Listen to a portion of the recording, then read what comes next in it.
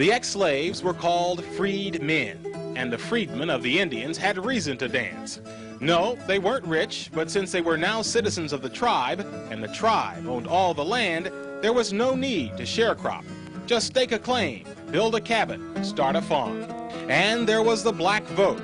Witness this Seminole election in which they counted one candidate's supporters on the left side of the street, the other candidates on the right. To gain control of the Cherokee capital in Tahlequah, chiefs like Lewis Downing campaigned heavily for the black vote, as did Chief Spaiichi for control of the Creek capital in Okmulgee. The Creeks appointed and elected blacks as judges, attorneys.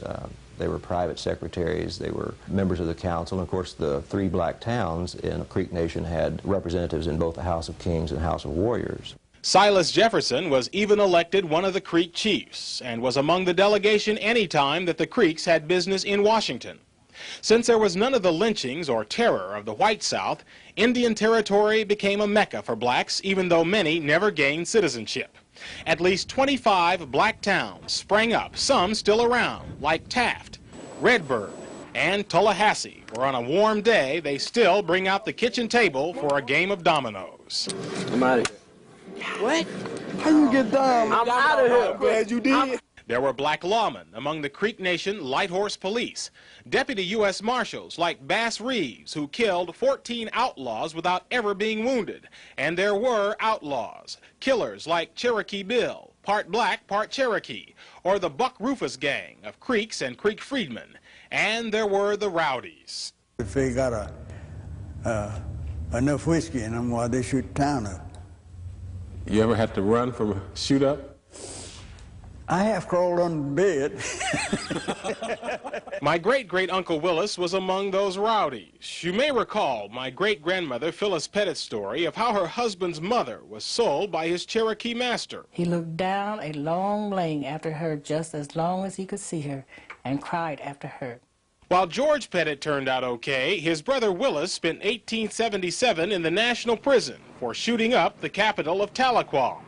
5 years later, it was more serious. In March 1882, the Cherokee Advocate reported in both English and Cherokee, murder trial in Tahlequah, the capital, the Cherokee Nation versus Willis Pettit. The transcript still exists today. It seems 2 weeks earlier, Willis was having an argument with his wife Julia when his mother-in-law, Margaret Bird, said something, so he shot her. It all happened in the home of a sick woman that the two women were visiting. Among the numerous witnesses was one Henry Bowe, who testified that the day of the murder, Willis had tried to sell him his house and his hogs for $65. He said his wife had quit him. I said to him, "That won't make you sell your place. She'll come back again." He said to me, "That's played out," and he cursed and said, "I'm going to kill Margaret." While Willis did not take the stand, he had a witness, Maria Shepard, support his defense that Margaret was trying to kill him. "As I passed her along the road," testified Maria, "she said she would have Willis put away in less time than 2 weeks. But the Cherokee transcripts say the prosecutor asked Maria, "What relation are you to Pettit?" "Not any." "Is Willis not in the habit of coming to your house often?" "He comes there sometimes." "How come Margaret to tell you about this?" "She did not like Willis and did not like me." "Why is it that Margaret Bird did not like Willis and you?" "I do not want to tell about that. I am not going to tell it." The Cherokee Advocate reported, the jury returned a verdict of murder, and Willis, that is his name, was sentenced to be hung until he was dead, dead, dead on the 5th of May next. At a hanging in those days, the public came to watch, and the condemned man was among those expected to make a speech to warn some young person against making the same mistake. The newspaper reported Willis went to the gallows laughing. As for his last words, he said he'd made a mistake. He meant to shoot his wife, Julia. One,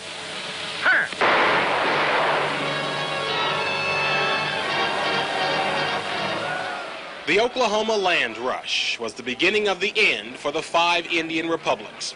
1889, Congress had given to anybody fast enough to grab it much of the land confiscated from the tribes who'd supported the South in the Civil War. 9 years later, Congress made the Indian governments irrelevant by taking title to the land they still held and sending in the Dawes Commission to split it up and allot it as private farms to the individual Indians and freedmen who were members of the tribes. At mass gatherings like this, they were interviewed to determine whether they were legitimate tribal members or squatters. In the Cherokee Nation, folks like my grandmother, Lutetia Ford, had no trouble proving their legitimacy and received deeds to their land. She received 60 acres. My grandpa, John Ford, was a non-citizen but had access to land through Lutetia and their children. The Fords, John's parents, Harry and Zerilda, had migrated from Kentucky in the 1870s, but Zerilda had died, and Harry had remarried a Creek freedman woman, gaining access to land as well. But some of the blacks had no connections, had not married citizens, but had established farms on tribal lands.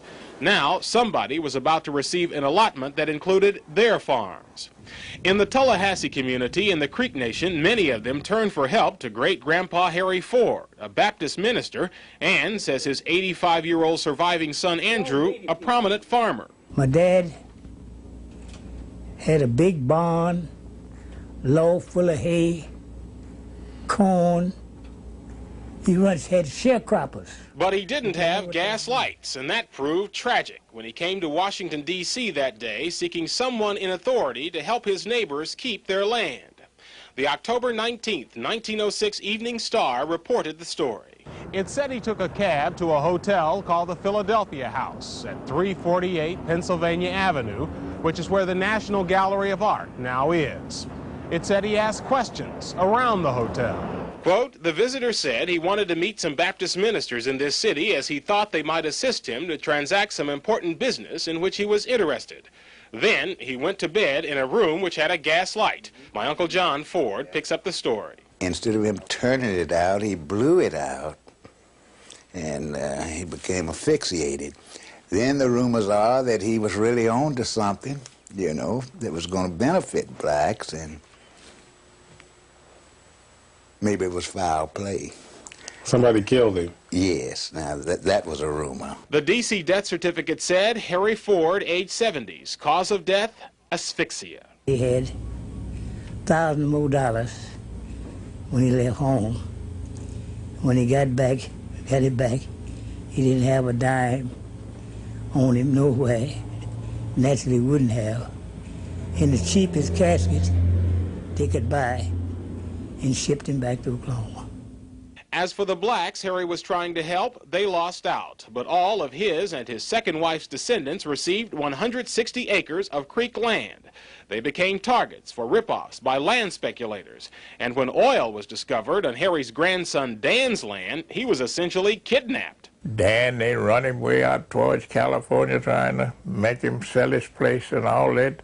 They called them land grafters. Dan was no fool. He refused. Andrew said when oil was discovered on his allotment, he had no problem with land grafters, but later both he and Dan lost their wealth. That's when they got Dan Tucker. The banks went busted and cleaned our ass out.